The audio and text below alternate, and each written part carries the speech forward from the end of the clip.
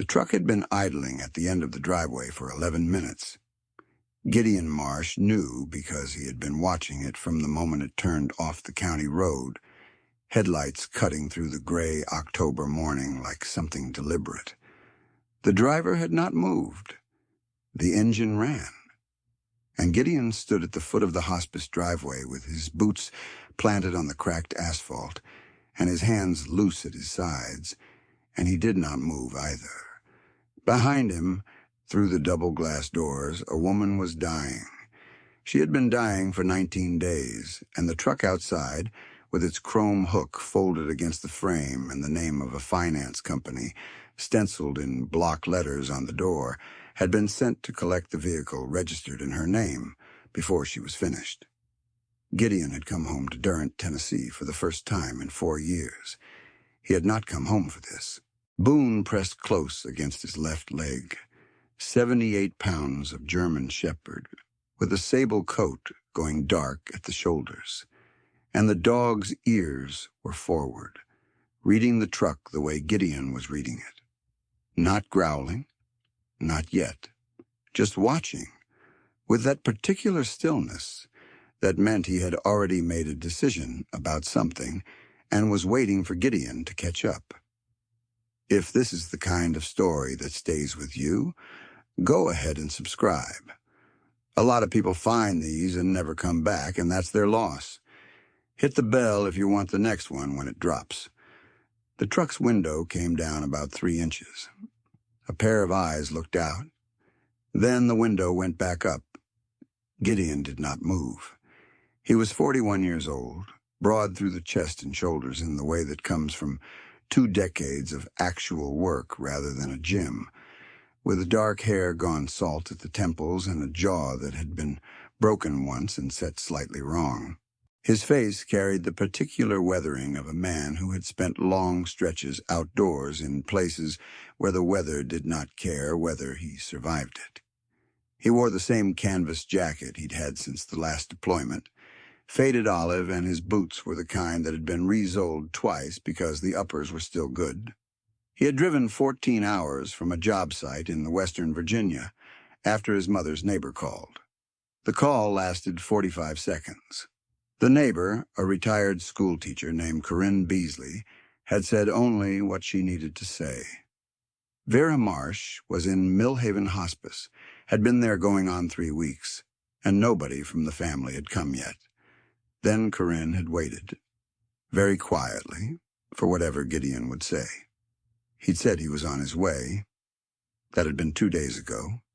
He'd arrived to find his mother in a room that smelled of antiseptic, and something sweeter beneath it, hooked to a monitor that beeped in a slow, patient rhythm. Vera Marsh was 69 years old. She had been a practical woman her whole life, the kind who kept receipts in a shoebox sorted by month and wrote the mileage on every oil change receipt in her careful, looping hand. She had also, sometime in the last 2 years, taken out a loan against her car at a rate that climbed the paperwork like kudzu. Gideon had found the documents that first night in the shoebox where she still kept them, sorted by month. He had read them 3 times before he went to bed. The truck's door opened. A man climbed out. He was young, early 30s, wearing a company vest over a flannel shirt, and he carried a clipboard the way people carry things they want you to see.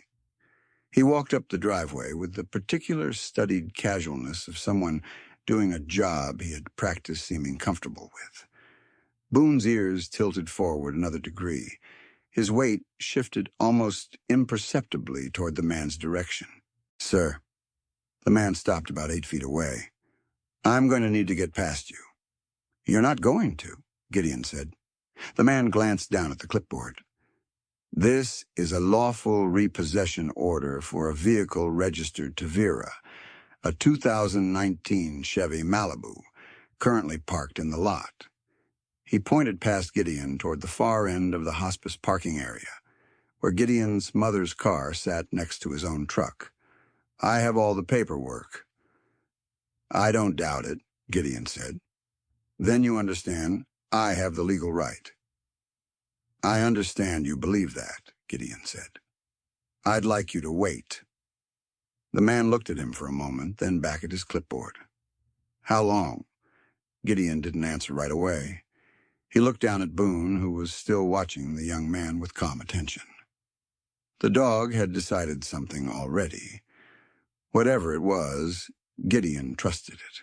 Not long, Gideon said finally. But until I've had a chance to speak to a lawyer, you're not taking anything. The man in the vest pressed his lips together. That's not how this works. Maybe not, Gideon said. But here we are. There was a long pause. The truck idled. Somewhere inside the hospice, a phone rang twice and stopped. Boone sat down deliberately on Gideon's left foot, which was something he only did when he had decided they were going to be somewhere for a while. The man went back to his truck. He made a phone call.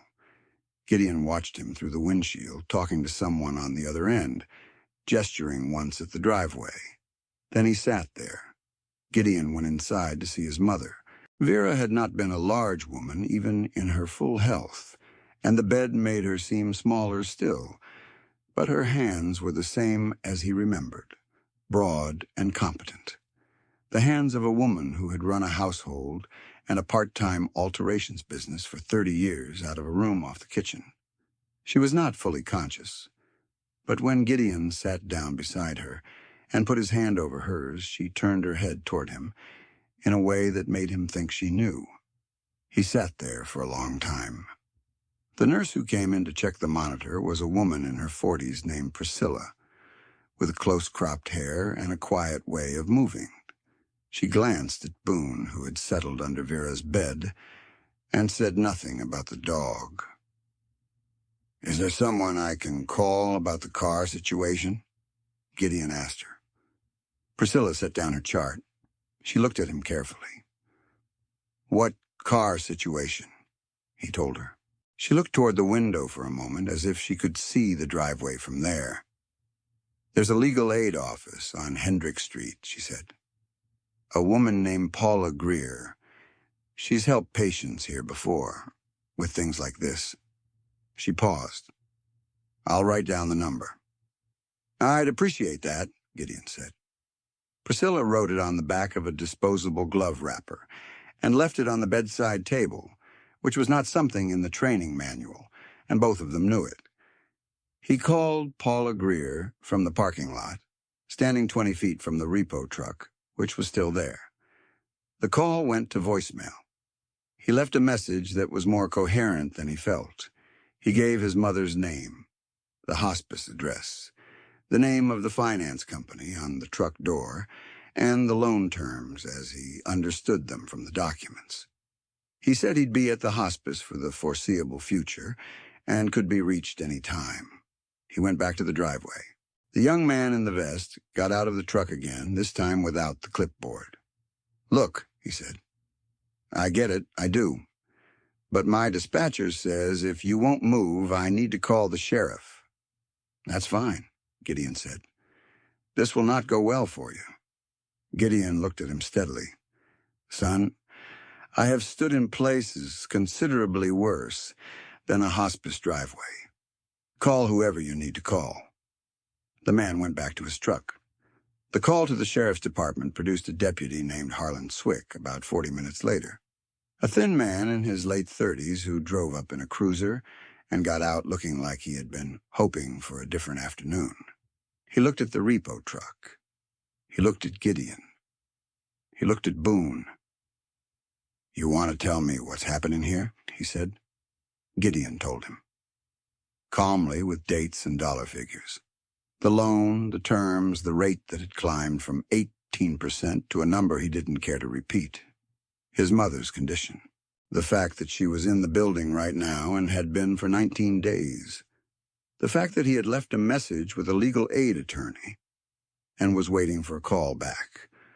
Harlan Swick listened to all of it without interrupting. Then he walked over to the repo truck and had a conversation through the window that Gideon could not hear. He came back. "He's got a valid order," Harlan said. "Technically, he has the right. I know, Gideon said. Harlan looked at him. I'm not going to make this simple for you. I'm not asking you to. The deputy pulled at the back of his neck. You said you called Paula. I left a voicemail. Harlan nodded slowly. She'll call you back, he said. She always does. He said it with a particular flatness that suggested he had some experience with the matter. He walked back to the repo truck and had another longer conversation. When he came back, he said the driver would wait 90 minutes. That's something, Gideon said. Don't thank me yet? Harlan looked down at Boone. He bite? Not without cause, Gideon said. Fair enough. Harlan got back in his cruiser and sat there. Paula called back in 40 minutes. She had a voice like a woman who had been interrupted before and had made a professional peace with it. She asked him to read her the loan documents. He had photographed them with his phone the first night, and he read her the terms while standing in the parking lot with his back to the repo truck. There was a silence on her end that had a specific quality to it. How old did you say she was? Paula asked. 69. And she took this loan 2 years ago. Yes, ma'am. Another silence on her end. Then she spoke again. The rate adjustment clause on the back page. Do you have it? He scrolled to the image. He read it aloud. That's what I thought, Paula said. Mr. Marsh, I need you to send me those photographs. All of them, every page. He did it while she waited. This company, she said when she received them, they operate in 4 counties in this part of Tennessee. I have seen their paperwork before. She stopped, and when she continued, her voice was very even. There is a complaint already filed with the State Consumer Protection Office. Your mother's situation may be relevant to that matter. Can you come to my office tomorrow morning? I'll be there, Gideon said. Tonight, she said, I'm going to make a phone call. Don't let them take the car before tomorrow morning. I won't, he said. Paula made one phone call to a senior contact at the Consumer Protection Office, a man she had worked with on 3 prior cases involving the same lender. That man made 2 calls of his own, one to the lender's compliance department and one to an attorney on the other side of the case already in progress. By 8 o'clock that evening, there was a hold on new repossession actions tied to the company's loan portfolio in Durant County, pending a review of the existing complaint.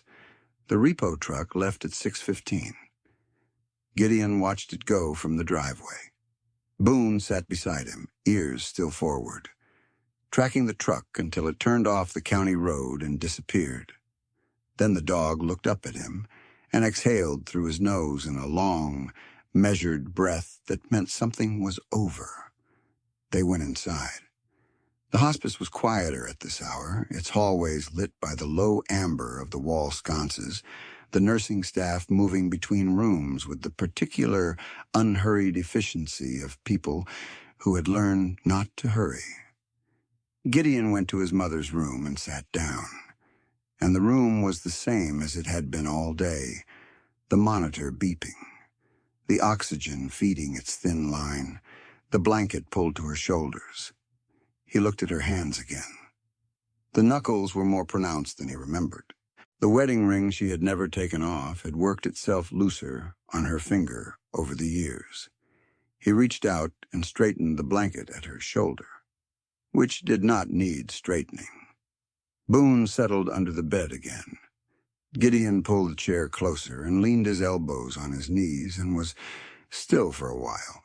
Outside the window, the parking lot lights made a pale yellow wash over the wet asphalt. The night was long and quiet. Vera's breathing changed sometime around 3 in the morning, became shallower, more deliberate. Priscilla came in and did not say anything alarmist, which was its own kind of information. Gideon sat in the chair beside the bed, and Boone moved from under the bed to beside the chair, and the 3 of them were in the room together while the monitor beeped its slow, patient rhythm. Gideon thought about the last time he had been in Durant. It had been 4 years ago, a Thanksgiving visit that had lasted 3 days, which was 2 days longer than either of them had managed to make easy.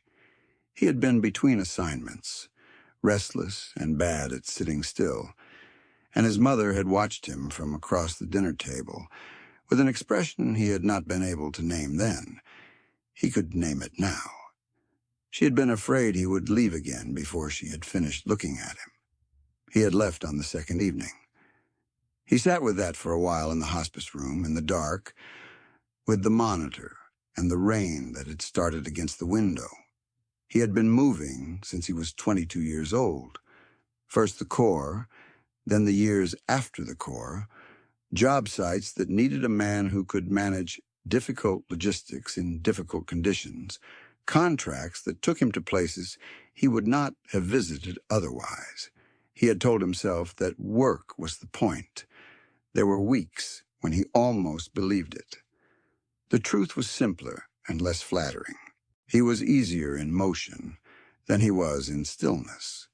He had made a habit of the distance. His mother had never said so. That was the kind of woman she was. Sometime after 4, he fell asleep in the chair, which was not something he had intended. When he woke, the gray light of early morning was coming through the blinds, and Priscilla was in the room, moving quietly, and Vera was still breathing. He got coffee from the machine in the hallway and went outside. The parking lot was empty and wet, and the Malibu sat where it had always been, underneath the light at the far end of the row. He stood there for a moment, just looking at it. It was 9 years old. His mother had bought it secondhand, which was what she always did, and she had kept it meticulously, which was also what she always did. The idea of a company sending a truck for it while she was inside dying was the kind of thing that made a cold, specific weight settle in his sternum. He had known his share of institutional machinery. He had spent enough years watching official processes grind forward without concern for the people caught in them. Knowing a thing was common did not make it easier to stand in front of. Boone appeared at his side. Gideon had not heard him come through the doors, which was typical. For a dog of his size, Boone moved with a quietness that still occasionally surprised him. "I know," Gideon said. Boone leaned against his leg. He spent the morning at Paula's office on Hendrick Street, a 2-room suite above a shoe repair shop, with filing cabinets along every wall and a desk buried under the organized disorder of someone working on too many things at once. Paula was 53, compact and sharp-featured, with reading glasses on a cord around her neck and the particular patience of someone who had argued against financial predators in small courtrooms for 20 years and won more often than the math would have predicted. She spread his mother's loan documents on a cleared section of the desk and walked him through them the way a physician walks a patient through an X-ray, pointing out exactly what she was looking at and why it mattered. The loan had been issued by a company called Meridian Assurance Partners, which operated as a consumer lender in rural Tennessee and 4 adjacent states. They specialized in vehicle-backed loans to elderly borrowers with limited credit options, and their rate adjustment clause, buried in paragraph 17 of the standard contract, allowed them to renegotiate the interest rate upward at 6-month intervals if the borrower's credit score fell below a threshold they also controlled. Vera's original rate of 11% had climbed to 26% over 8 adjustment cycles. "In 14 months, Paula said, tapping the document. "Is that legal?" Gideon asked. "Technically, under current state statute, yes," she said. "Which is the problem. They wrote the contract to conform to the letter of the law while violating its spirit so thoroughly it's barely recognizable." She looked up at him. "The complaint at the Consumer Protection Office covers 41 borrowers in this county alone. Your mother would be number 42. He absorbed that for a moment. How many of them knew what they were signing? Paula looked at him over the top of her glasses. None of them, she said. That's also not unusual. She picked up her pen. The lender's representative who handles this county is a man named Dirk Tanner. He is very good at his job, which means he is very good at sitting across a table from someone's grandmother and explaining a complex financial instrument in simple terms, while omitting the 3 clauses that will cost her the car she needs to get to her doctor's appointments. The name landed in the room and stayed there. Does he know about the hold? Gideon asked. He will by this morning, Paula said. I would expect a phone call to the hospice. She looked at him steadily. I would also expect him to suggest that you and he meet to discuss the situation, and that he will present this meeting as an opportunity for your mother to resolve the matter favorably. It won't be that, Gideon said. No, Paula said. It won't. She had him fill out a formal complaint form, then a release allowing her to add Vera's documentation to the existing case file. She made copies of everything with a machine that hummed and spat paper, with a business-like efficiency he found comforting. Then she told him what she needed from him. A statement of the loan's origin as best he knew it. Any additional documents he could locate in his mother's papers. A form signed by a healthcare proxy designating him to act on her financial behalf. He had the proxy designation notarized at a UPS store 2 blocks away and brought it back within the hour. You work fast, Paula said. I spent 20 years doing things on a timeline, he said. Old habit. She nodded in the way of someone who could infer from that more than was being said. The Consumer Protection Office will likely move on this within 30 days, she said. Possibly sooner, given the existing investigation. The repossession hold should remain in effect for that period. She paused. Your mother's car will be there when you need it. He thanked her, which felt inadequate. Thank me when it's over, she said. Dirk Tanner called the hospice that afternoon. Gideon took the call in the hallway outside his mother's room, standing at the window that looked over the parking lot where the Malibu sat in the afternoon light. Dirk had a voice that was calibrated for reassurance. He said he understood this was a difficult time. He said he was sure they could find a solution that worked for everyone. He said he appreciated Gideon reaching out through proper channels, and that it showed a real commitment to resolving things professionally. I didn't reach out to you, Gideon said. You called me. There was a brief pause. Of course, Tanner said. I only meant... Mr. Tanner, Gideon said. My mother is in a hospice. There is an active consumer protection investigation into your company's lending practices. I have retained legal counsel. If you have something substantive to discuss, you can direct it through Paula's office. Tanner's voice lost about half its warmth in 1 second flat. He said something about the complexity of the situation. He said something about the terms of the contract being clearly disclosed. He said something about not wanting this to become adversarial. It already is adversarial, Gideon said. You sent a truck. He ended the call. Boone was sitting in the hallway when Gideon turned around. The dog looked up at him with an expression that was not quite sympathy and not quite approval, but something in the vicinity of both. Gideon went back into his mother's room and sat down. He had been in Durant for 3 days now, and the town had begun to reassemble itself in his memory the way things do when you return to them after a long absence. Some things smaller than he remembered, some larger, some entirely gone. The diner on Blevins Avenue was still there, still called the Sunrise, and he had gone there that first morning for coffee and a plate of eggs, and the counter woman had looked at him for a moment before saying, "You're Vera's boy, aren't you?" He had said yes. She had brought the coffee and said simply, "How is she?" And when he answered, she had put a hand briefly on the counter between them, which was as much as anyone needed to say. Her name was Darlene Poole, and she had known his mother for 30 years, which was a fact that settled in his chest with a particular weight. Darlene was 62, heavy-set, and quick-moving, with silver hair cut short and the kind of earrings that made a small sound when she turned her head. She had been behind that counter, according to no less than Corinne Beasley, since before Gideon had left for boot camp. She had simply been there, the same as the counter itself, the same as the pie case with its 3 rotating offerings, the same as the coffee that Gideon remembered being the best in Durant, because there was no competition, and because Darlene took it seriously.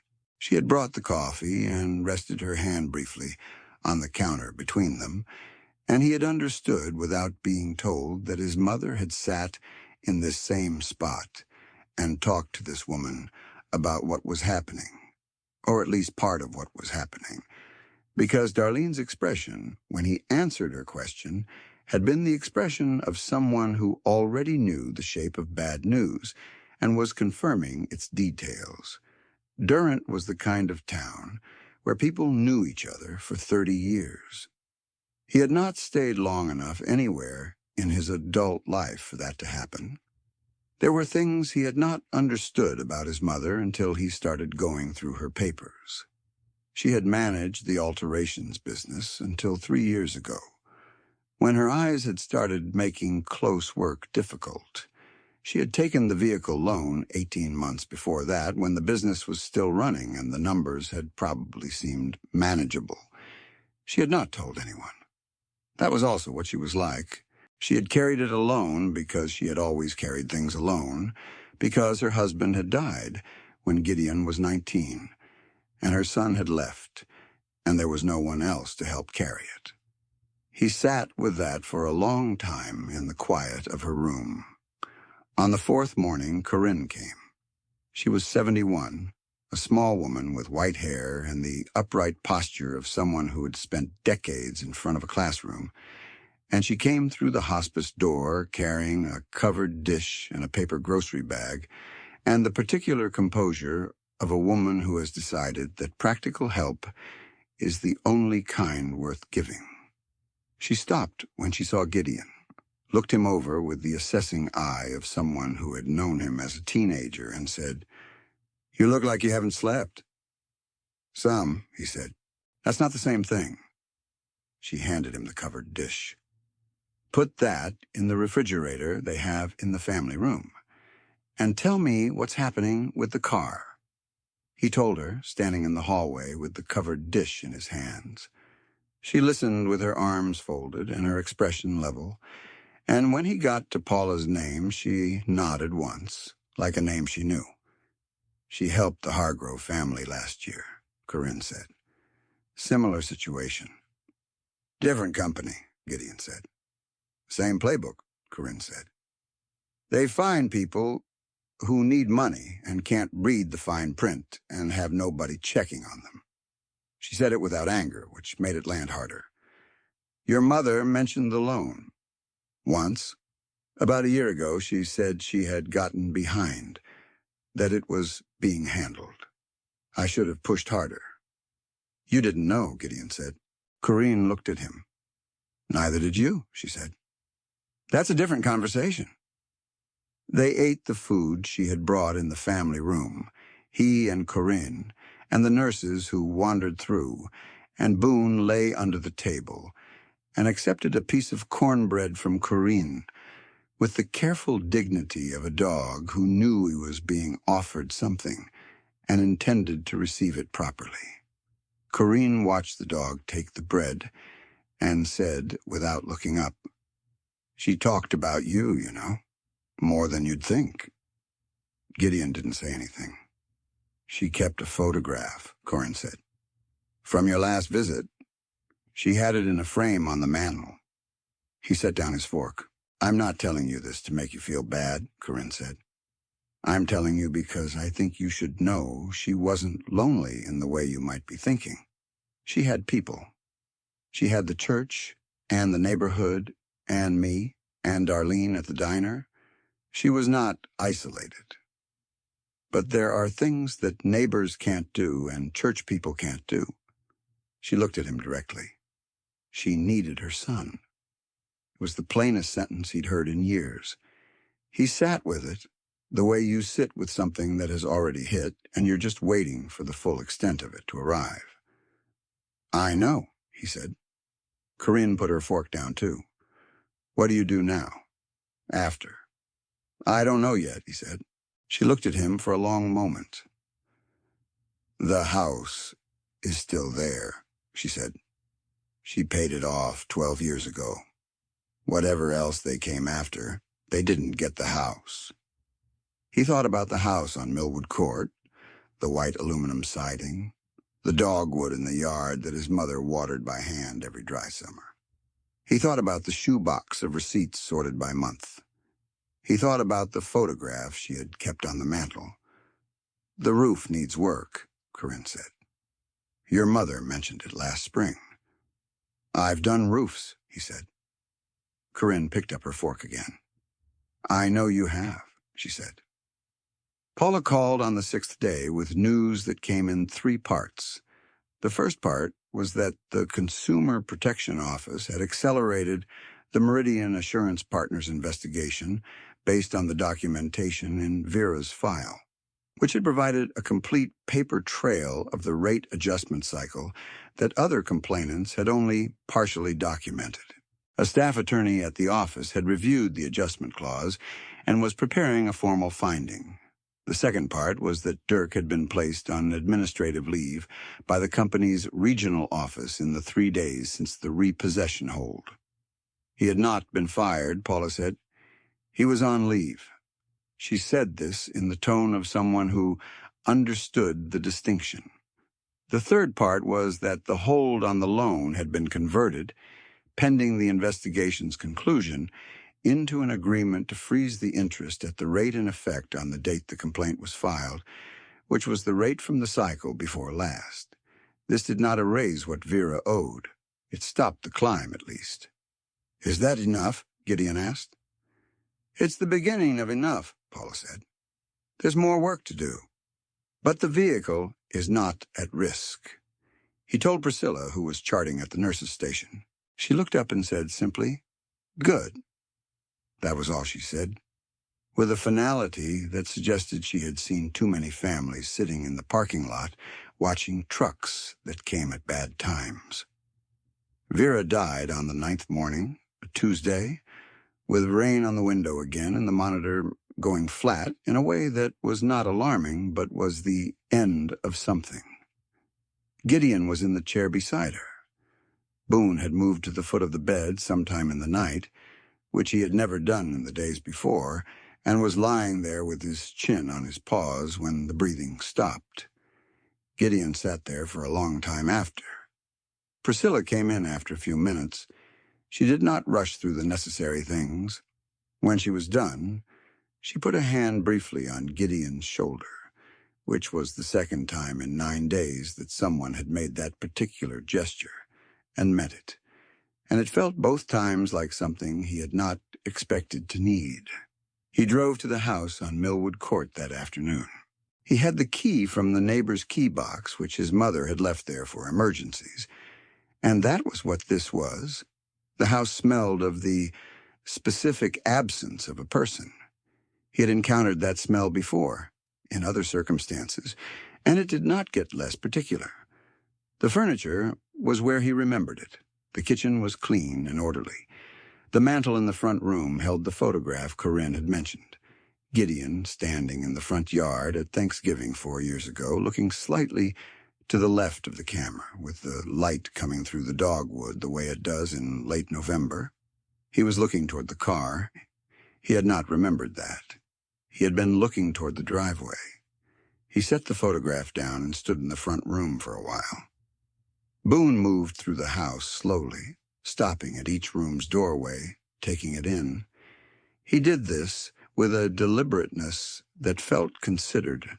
When he came back to the front room, he sat down in the center of it, in the late afternoon light coming through the front window, and looked at Gideon. Gideon looked at the room, the couch, the rug, the bookshelves with his mother's paperbacks, organized by the color of their spines, which was a system that made no literary sense and had always worked perfectly for her. The window that looked onto the yard, where the dogwood stood bare in October. He sat down on the couch. Boone came over and put his head in Gideon's lap. He sat there for a long time, with the afternoon dimming around him, and the dog's weight against his legs, and he thought about all the places he had been that had not been this place. He thought about the ease of motion and the exhaustion that came slowly from never arriving anywhere. He thought about his mother sorting receipts by month in the room off the kitchen, and the photograph on the mantel, and Corinne saying what she had said, plainly and without cruelty, because some things needed to be said plainly. He thought about the roof. He would need to look at it. He would need to call someone about the loan, because the investigation was ongoing and there might be a restitution process. He would need to talk to the man at the funeral home on Clement Street, and to the pastor at his mother's church, and to Darlene at the Sunrise, who would want to know. He would need to do a number of things that required him to be in one place. He looked at the window. Outside, the dogwood stood in the yard where it always had, where it had stood since before he left, where it had been watered by hand through every dry summer. "All right," he said. He said it quietly. He was not sure if he was saying it to the room or to the dog or to something further back than either of them. Boone lifted his head when Gideon said it and looked at him with that particular dark-eyed attention, and then settled his chin back onto his knee. Gideon sat a little longer in the failing light. In the weeks that followed, the consumer protection case against Meridian Assurance Partners expanded. By mid-November, the investigation had grown to include 67 borrowers in 3 counties, and a staff attorney named Ellery Pogue had moved it from informal complaint status to formal enforcement proceedings. Dirk resigned from the company in the second week of November. A regional vice president gave a statement about isolated practices that did not reflect the company's values, which Paula called, on the phone to Gideon, a thing that people say. Vera's portion of the case was formally submitted in early November, and Paula believed there would be a restitution fund for affected borrowers. It would not be a large sum. It would be something, because she had kept every receipt, every document, every statement in a shoebox sorted by month, and that careful accounting had made her file the clearest in the stack. The roof had 3 soft spots, which Gideon found on the 3rd day he was on it.